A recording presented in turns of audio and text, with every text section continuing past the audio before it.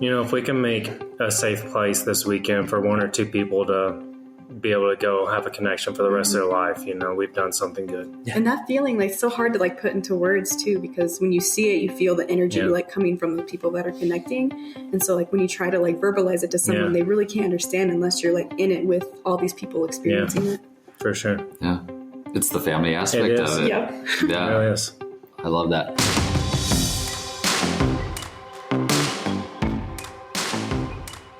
What do you do when you come out as LGBTQ and love the outdoors? What do you do when you see the outdoor space ruled by older white cis men and desire a diverse community of outdoor lovers? Accept it, change it, create it. I am Justin Yoder, and this is LGBT Outdoors. What's up, everyone? It's Justin again, coming to you from a special location this time. I am looking straight in front of me at the Rocky Mountains, and it is gorgeous. I wish every time that we were doing this podcast, this was my view, because it is pretty spectacular. And we are in Colorado for a special event that we have going on, and we want to chat about that.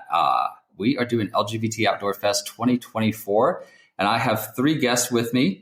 I have Josh, who is our event coordinator for LGBT Outdoorfest. And one thing that I do want to say before you jump in, Josh, is that one of the things that makes this recording so special is we actually have our first live audience right here with us. Yeah. We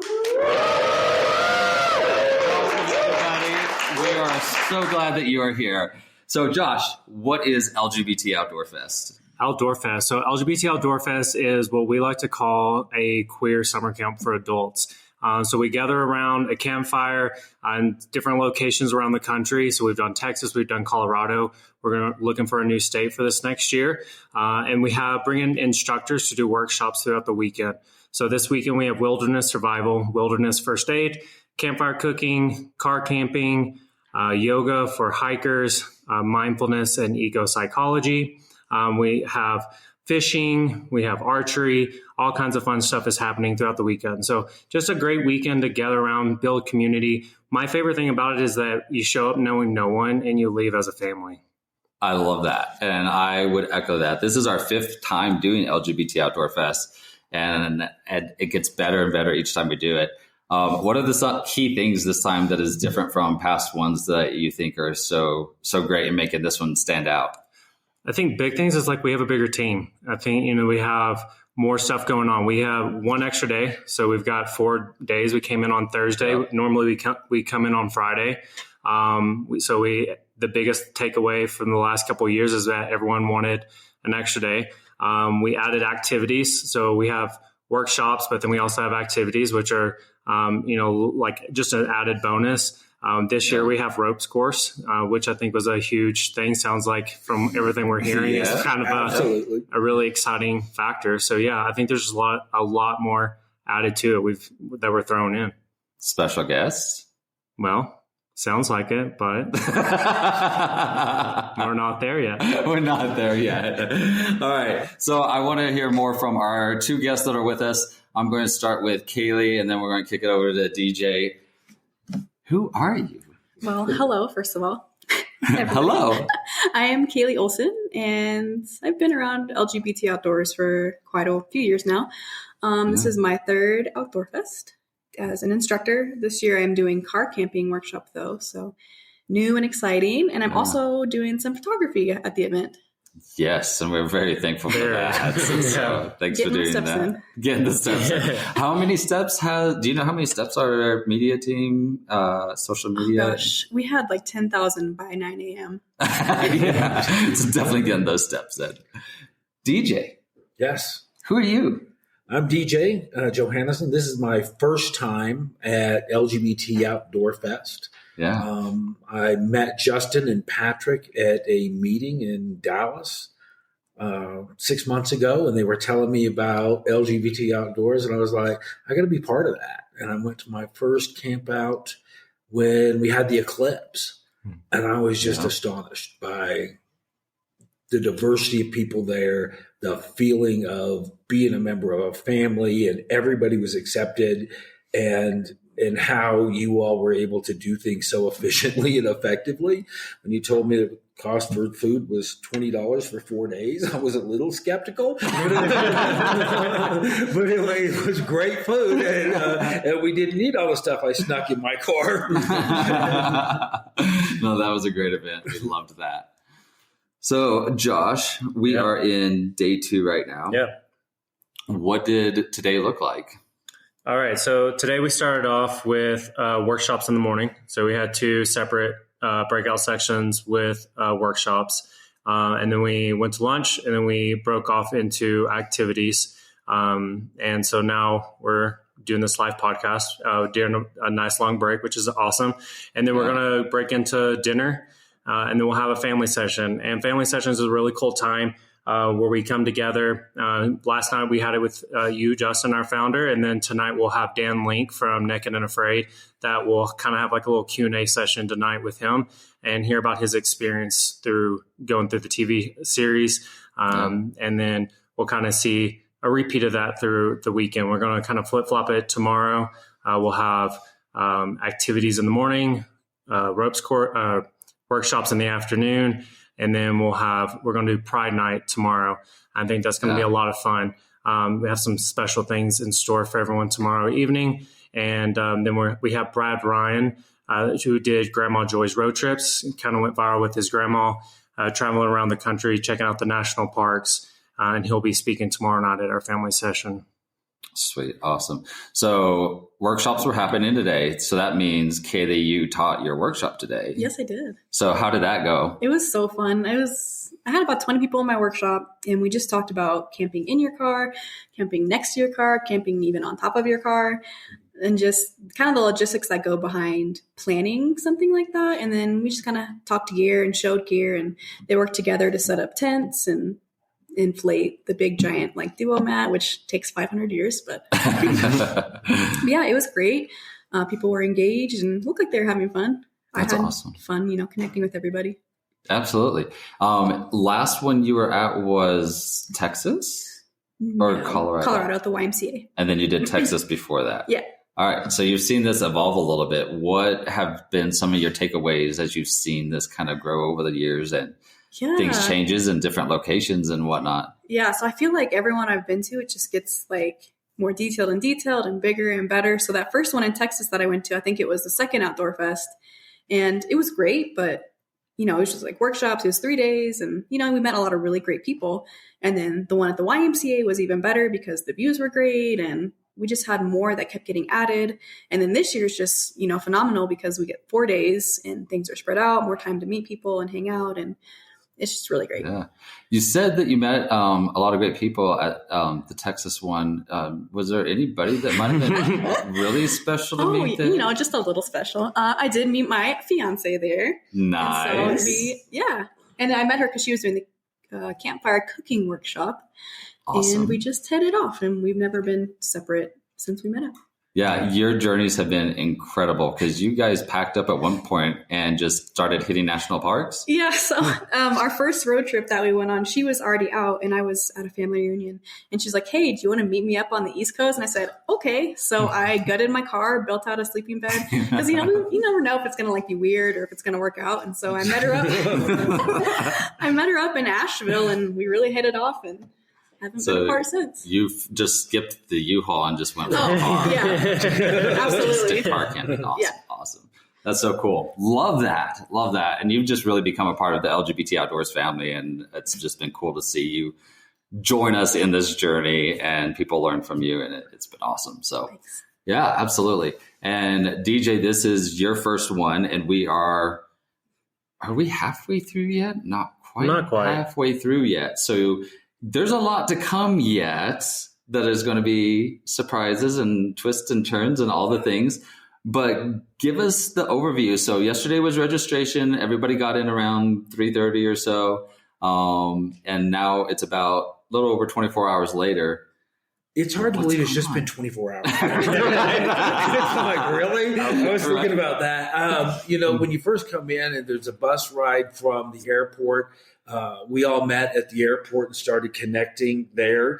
Got on the bus ride and was coming up. It's a little harrowing going up each of those passes. There was nothing but a cliff on one side, and so we were all stacked up on the other side. But it started immediately, and that's the thing that's great about LGBT Outdoors is you automatically connect to people because you have something in common. You have something to talk about. And what are you doing and how long you've done? And registration was awesome. I mean, it took no time at all. Got into our. I was even impressed with how fast our team got. It was everybody like, through. okay, here, you're done. Boom. And we signed all of our waivers on the way up, so that was done. Didn't have to do it.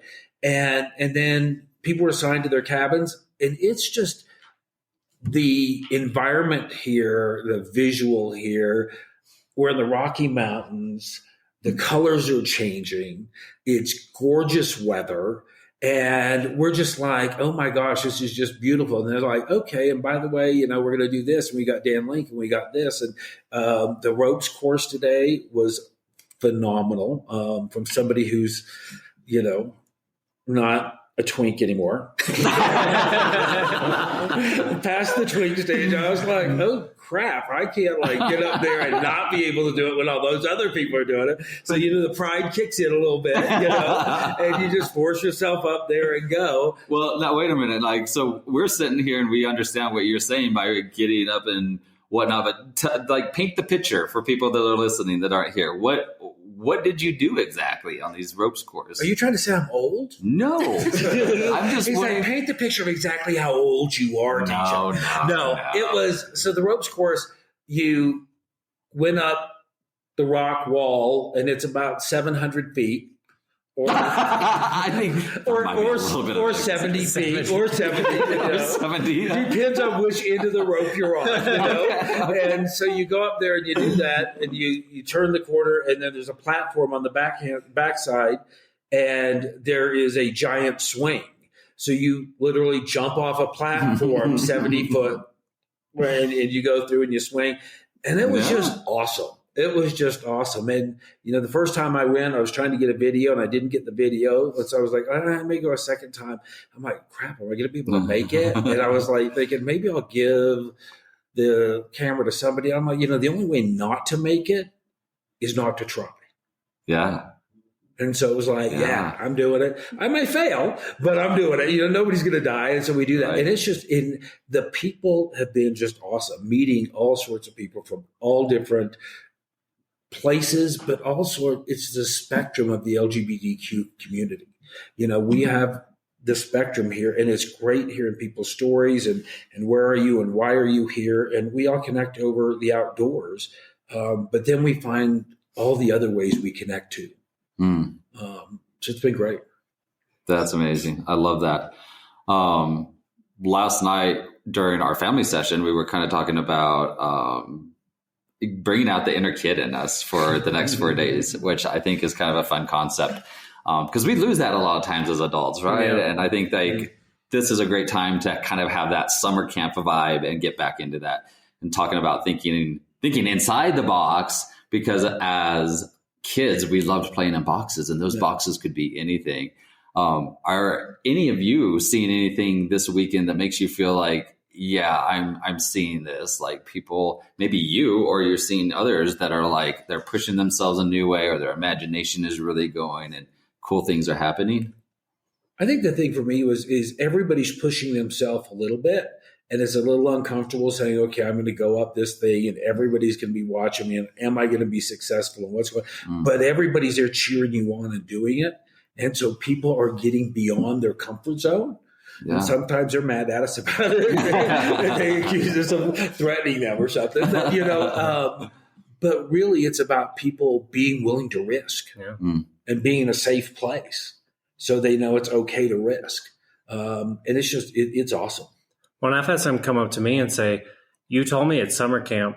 I didn't realize it's summer camp." And I think that's my biggest thing about Outdoorfest. That's why I do this. As a kid, summer camp was my favorite thing as a kid, and going to summer camp with my cousins and with my siblings, and being able to do that. That's why I do this, because I think that's like the inner child in us, being able to reconnect with that and find those moments where we were happy and be able to bring that happiness back out. I think that's like such a cool moment that we have here. And being able to do it with our chosen family. Yeah, 100%. Yeah.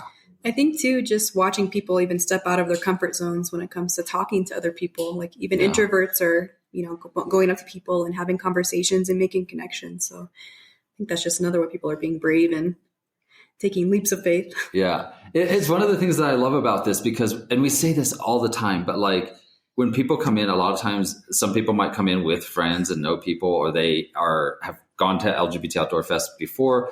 But then we have a lot of people that don't know a single person here.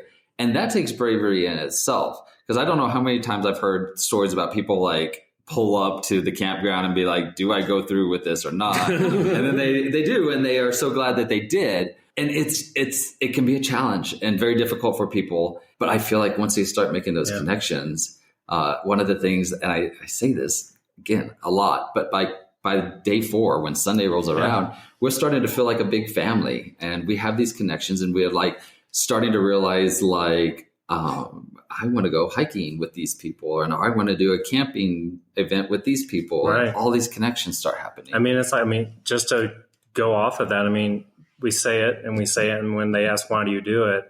The day one, the deer in the headlights, like, who are you and why am I here?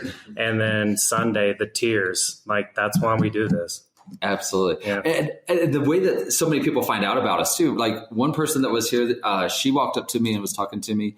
And the way that she found out about LGBT Outdoor Fest and us as an organization was she was at a Pride event, and somebody, not even us, but somebody that knew her, picked up one of our stickers off of the table and walked up to her booth and said, I think that this would be good for you and a good experience, because she knew what she's been going through the past few months and whatnot, and gave it to her. And she ended up signing up and coming. Yeah. I love that. And there's people here who, as you talk, they came by themselves, and they're from very rural places, or places that aren't very accepting of our community. And in LGBT Outdoors, whether it be coming to Outdoor Fest or watching the podcast or being part of their local chapter or following on Facebook, it's really the only way they connect to the LGBT community, because it may be that they don't fit into the traditional, like, go to the bar and be out all night and do this or whatever it is. And I'm getting too old for that. Yeah. You, please. Well, I mean, and on that, they want outside of the bar scene, but within the outdoor community, they may only connect on an evening walk through the local park. And that's how they connect to the outdoor community. And there's some of us that hike 14ers and go backpacking in the backcountry. And, it's a very different experience. But as a community, we all fit in this group together, from, on one side to the other side, like there's so many different levels to that, which is cool. Yeah. How we're all in this together. And I think that the one good thing about the LGBT Outdoors organization, first of all, it's incredible to look what you guys have done. The chapters, the ambassadors, how small you started out, and what you've been able to accomplish is amazing. And it touches people. Yeah. You're going to make me too. I've been holding it back this whole time.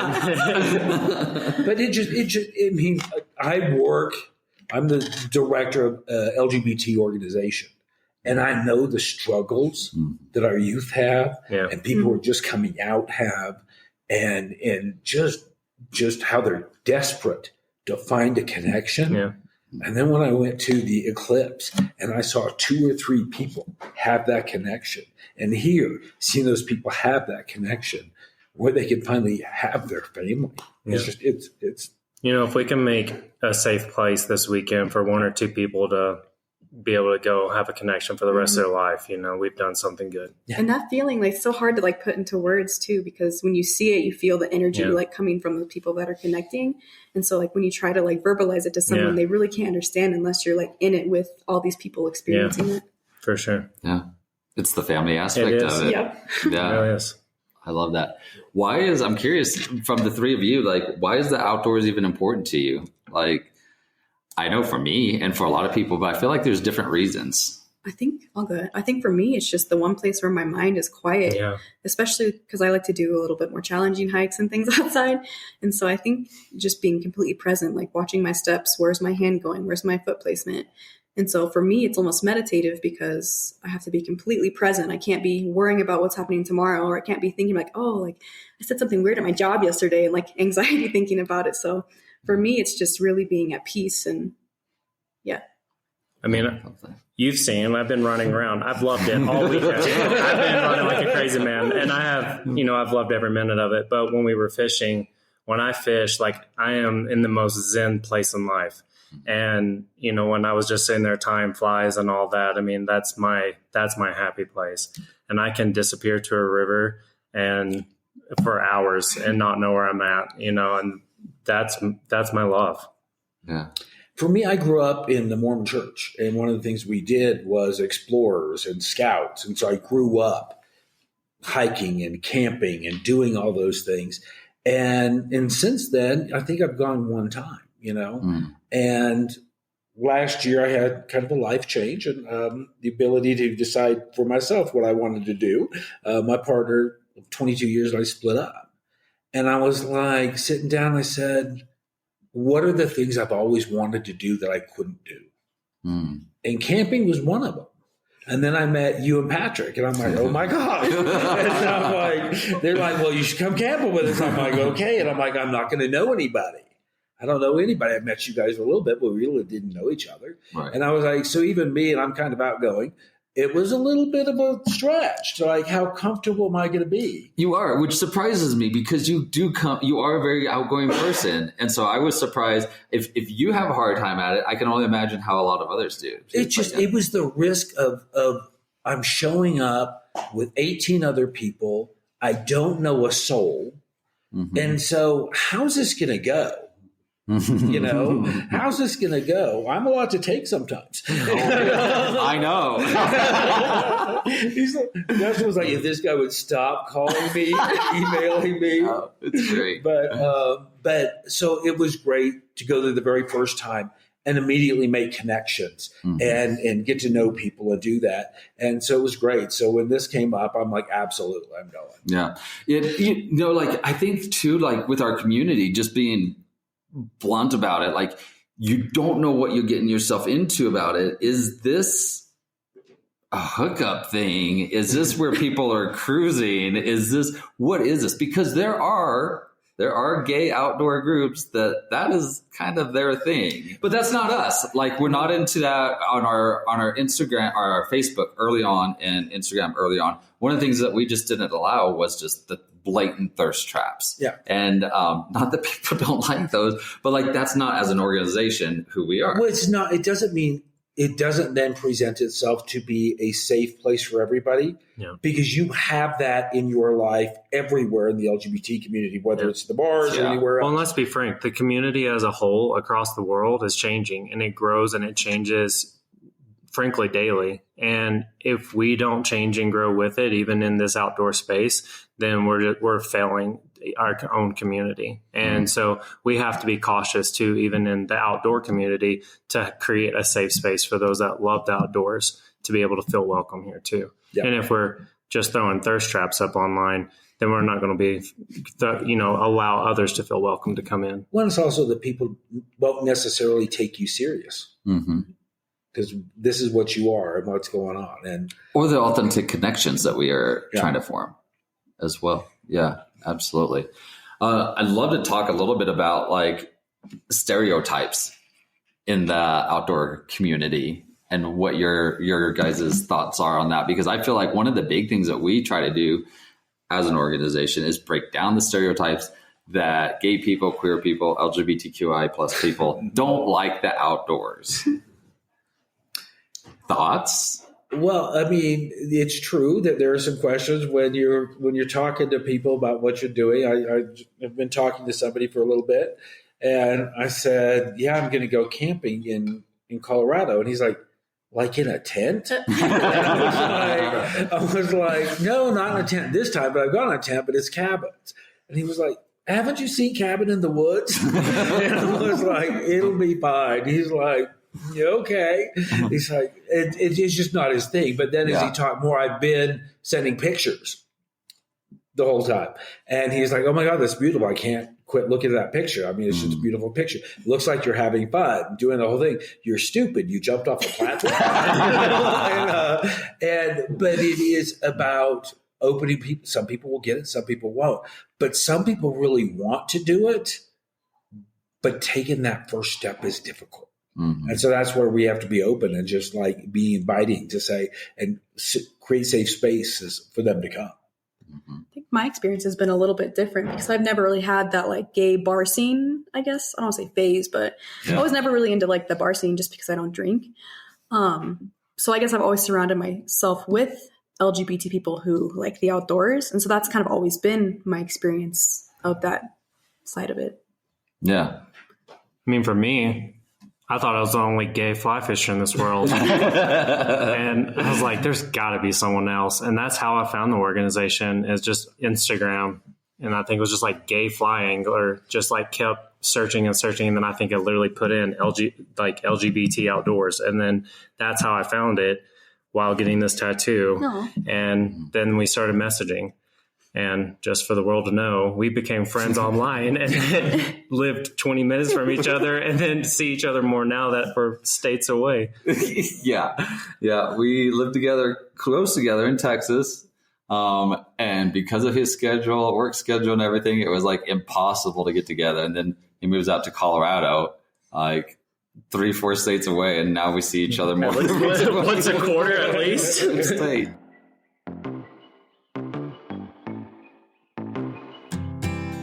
Take your indoors outdoors with Spacious Skies Campgrounds, a collection of 15 campgrounds and RV parks spanning the eastern United States. Each location is unique, but all offer the perfect escape to the great outdoors if you're looking to spend quality time with your friends and family, or simply need a scenic home base for your nearby adventures. Choose from RV sites, cabins, yurts, retro RV rentals, or tent sites, and enjoy on-site amenities that offer convenience, creature comforts, and fun. Visit spaciousskiescampgrounds.com for more information and easy online booking.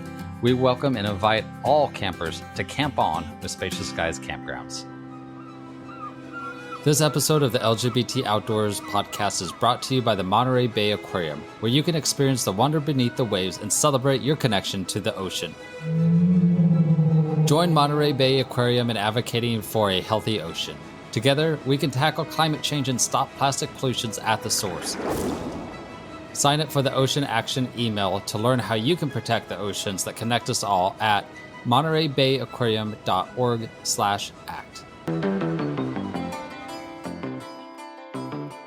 We hear a lot from individuals and outdoor companies and stuff like that are kind of surprised sometimes about what we're doing, and like people are coming to this, like how, and it's growing, and you have how many Instagram followers and stuff, and it goes to show like there is a need for this, and like our community does love the outdoors, and so I personally just want to squash that like so bad that we're all about the bars and the shopping and all of that, and be like, no, come on, and I mean all three of you can, and our audience can see the view that I'm looking at now, and I'm like, give me one person or give me 50 people who say the outdoors isn't for me, and let me bring them out for this. And the thing, our community is just as diverse as any other, right? Sure. And there's going to be people who are like, girl, no.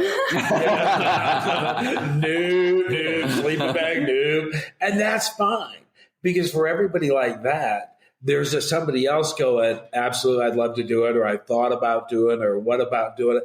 And so it's about making that opportunity available and meeting that need. Well, you know what's exciting is the thousands of people we've already met and have touched, but the thousands of people more that are to come, you know, and just how far that this organization is going to go from here. I think, too, just kind of like thinking back, like media representation, just kind of over the past like 20 years or so, a lot of the scenes that showed LGBT people, it was like in bars or at clubs, and it was never, we weren't represented outside in the media. So people probably like, oh, they can go outside. We're allowed to do that. No, 100%. Because when I came out in 2010 and had no idea what I was doing. So where do I go to meet gay people? A lot of the people I meet, only thing I could find was the gay bars. And so like, yeah, that's where I went to meet people. And we are changing that. So I love that. All right, cool. What are some other thoughts on outdoors, on LGBT Outdoor Fest, what this weekend is going and headed? I don't know about like for the rest of this weekend, but I think one of the things I would say is if you're listening to the podcast and you've never once been involved yet besides Facebook or the podcast or whatever, because there's tons of people who follow online and do that, but contact your ambassador and say, let me know when you have something local because I'd like to get involved, and take that step and make sure that they're asking what's going on for the next 3 months, 6 months. Find one thing there that you can connect to. It doesn't have to be camping for 3 days. They have social activities also. Connect and meet people. We did that in Texas, and then people all of a sudden made connections because they knew somebody. Yeah. And came here. And so it's been good. But I would challenge everybody who's listening, who's doing it, that's able. Some people are doing that because they're not out and they can't be out because it's not safe. Yeah. So at that point, glad to be part of that and in having an avenue where you can connect. But if you're able, reach out, talk to somebody and figure out one entry point to see where is it you can be part of this organization. And you mentioned for people to reach out to an ambassador in their area. One of you want to share or like elaborate on that? If this is somebody's first time listening, what is an LGBT Outdoors ambassador? I would say an ambassador is just somebody that kind of takes care of the space they live in to invite people to come to like a hike, or sometimes they go rock climbing. There's been like kayaking, paddleboarding, all kinds of events, even social events. Sometimes they just meet up and hang out at a pool or something. So there's stuff for everybody that these people will host in all parts of the state sometimes. I'm in Colorado, so we have, I don't know how many we have now, but 5 or 6. I think. But they're all over the state. So like if you live on one part of the state, maybe there's an ambassador near you, or maybe you can take a quick little drive if it's, an hour away. Or even if you're going on vacation, you might, look up the ambassador that's going to be where you're traveling to. You might look up the local chapter and meet up with some new people there too. And one of the cool things also, piggybacking on that, is online there is upcoming events for all the chapters across the nation. And so if you just want to go away for a weekend and find something there that you're interested in, and contact them, and then go out and meet people from a new state. Right. Yeah. And especially if it's not safe for you to be out locally, be able to do that. Yeah. And if you're interested in being an ambassador, you can learn more about it on our website as well. www. Yeah. All right. Loving that. Josh, where do you see the future of LGBT Outdoor Fest going possibly? You're planning on being the event coordinator for the next 2 years? I am, yeah. I see Outdoor Fest getting bigger and better. My goal this year was over 100 people, but, I think things didn't go that way, but that's okay.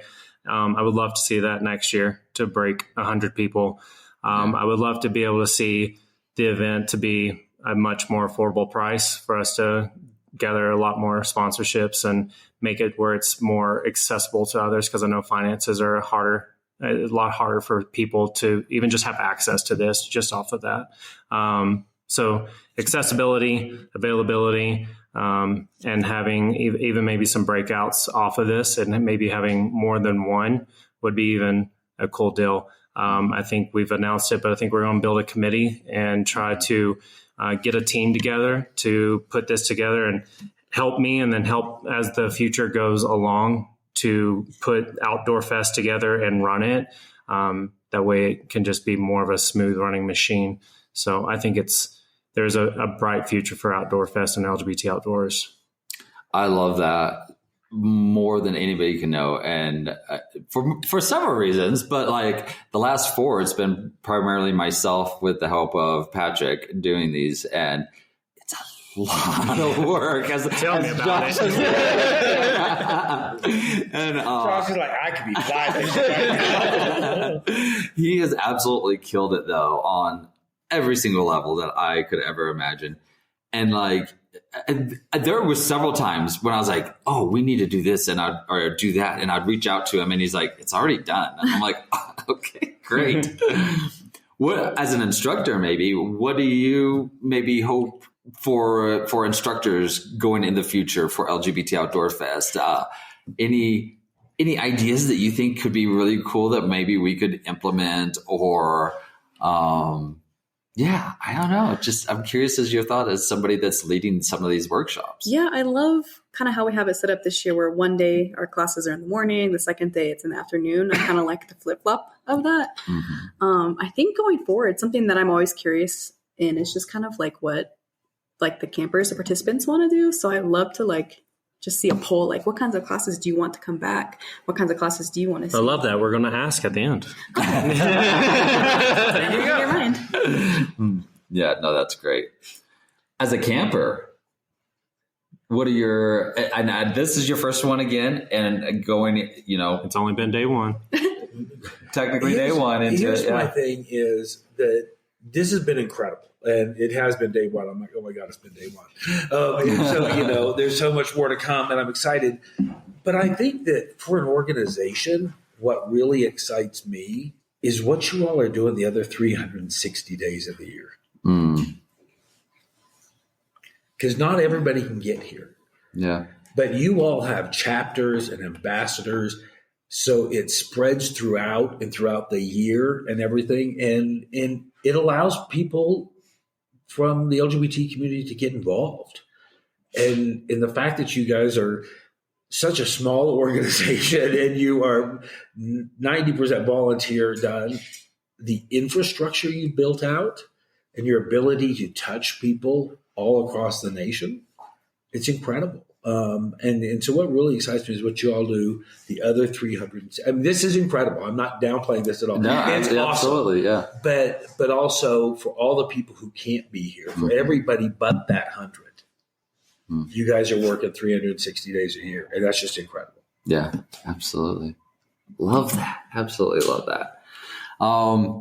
I kind of want to just do a final thoughts thing on this. Like, anything else? Any of the three of you want to share, like, kind of wrapping up? I feel like I always say this anytime I talk about just like the organization or Outdoor Fest as a whole, but really just the people that you meet are just so incredible in this organization. Everybody's so friendly and so welcoming. I've met some of my best friends from this group. I met my fiance from this group. Not that that's the point, but it's kind of cool.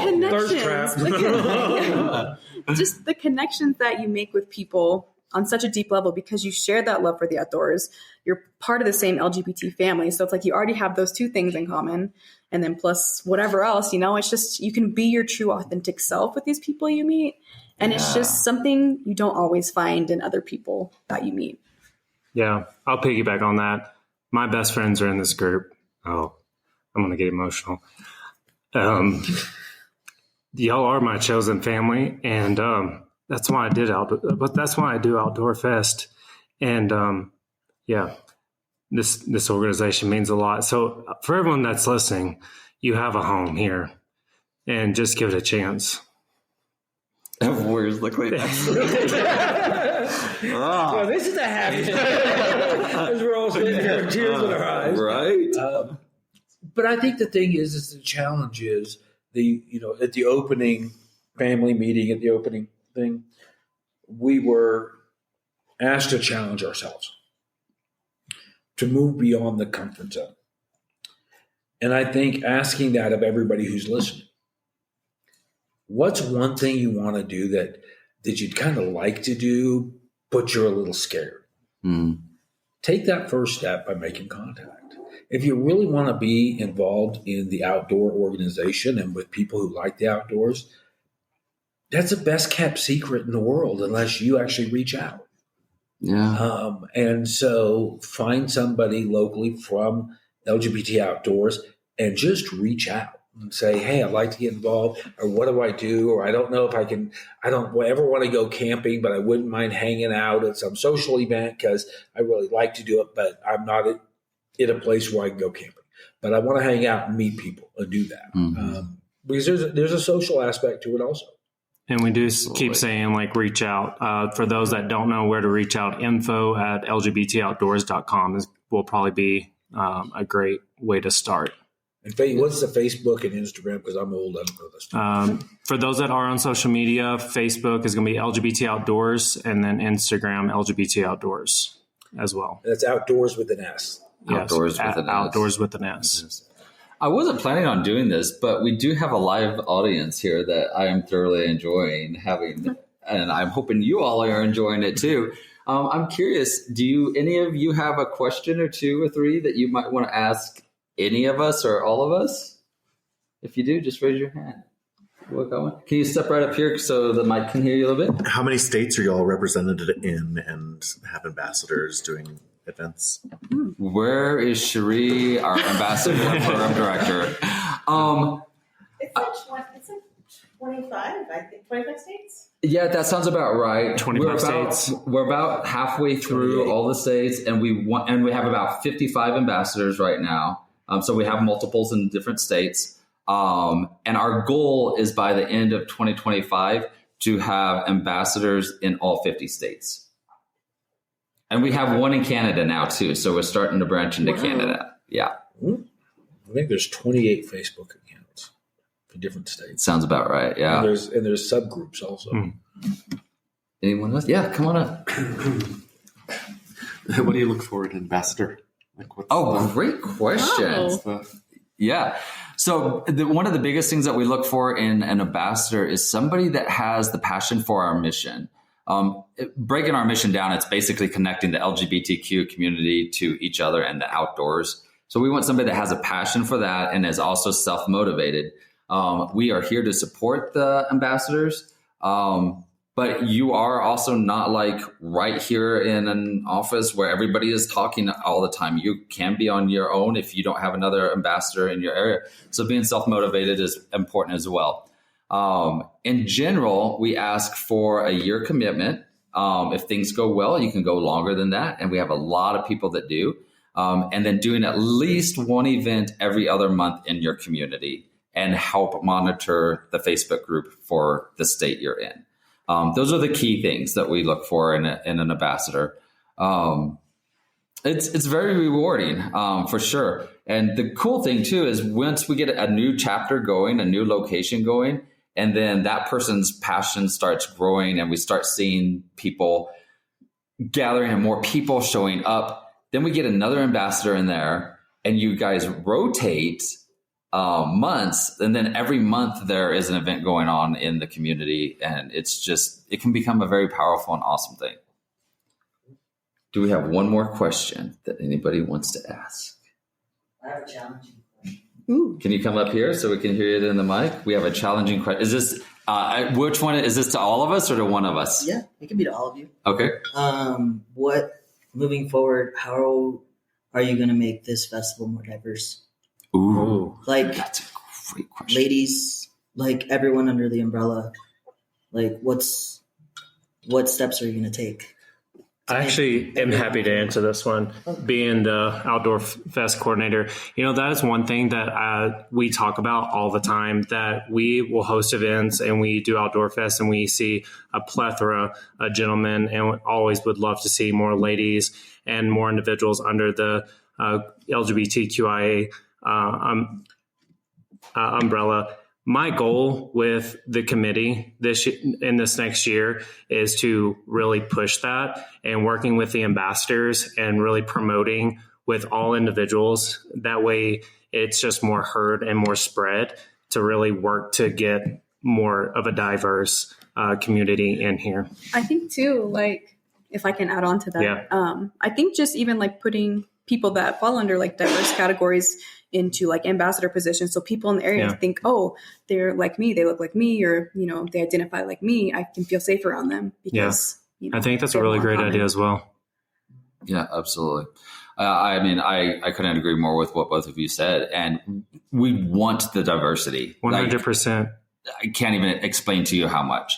in all aspects of whether they're falling underneath the LGBTQI plus community umbrella, like you said, race, whatever it is, international, whatever. We just want this to be a beautiful sea of people that love one another and let kindness shine and become this incredible family. So we are open to all and every idea to be able to make this more diverse and get more people out there. I think one of the things that we did this year that I really, really liked is in the cabins. We don't, so those of you that are listening, our cabins have 5 rooms in them, 6 rooms. So we have 5 cabins with 6 rooms. With 6 rooms. And then those that are here that notice every cabin is split up or is a mix of guys and of all individuals. Yeah. And so it's not just guys cabins and just girls cabins. We've mixed everyone up pretty equally. Right. Yeah. It doesn't matter. And so I think that that's fun and lets everybody know, like, yeah, this isn't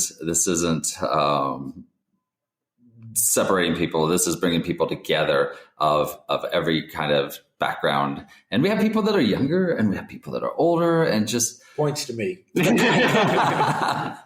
No, but it's amazing.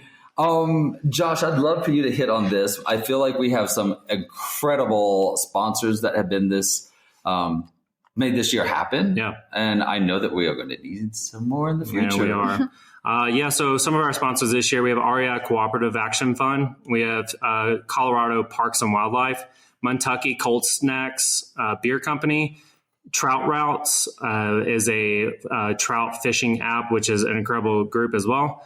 Superfeet, Kaylee Olson Photography, Sierra Designs, and then correct me if I'm wrong, but Locust Studios is the yoga company that did our yoga mats and yoga towels. Yeah. Yep. Awesome. And thank you to all of them as well. Big thank you to them. And if you are a company that is listening and you're interested in supporting in the future, or if you are interested in LGBT Outdoor Fest as a whole, how can they reach you, Josh? My email is josh@lgbtoutdoors.com, and we have already started planning for 2025, and we are ready to start knocking that out as soon as this one's over. Give me a 2-week vacation, and then all right. We will try to give you a 2-week vacation before we start doing that. Can I add, if you work for a company that you think that is like trying to find ways to support the LGBT community, and you think that they would be supportive of this, that they're all connected to outdoors, hit them up and see. Because that's how you find out about these organizations willing to sponsor us, because somebody brought it up, Yeah. But if you work for it, point it out. Awesome. Love that. If you want to learn more about LGBT Outdoors, go to lgbtoutdoors.com. We have a newsletter that you can sign up for at the bottom of the homepage, especially. It's a great place to go and get that. I want to thank the 3 of you for joining me for this podcast that's very unusual from what we've done before, and it has been amazing. And until next time, get out there.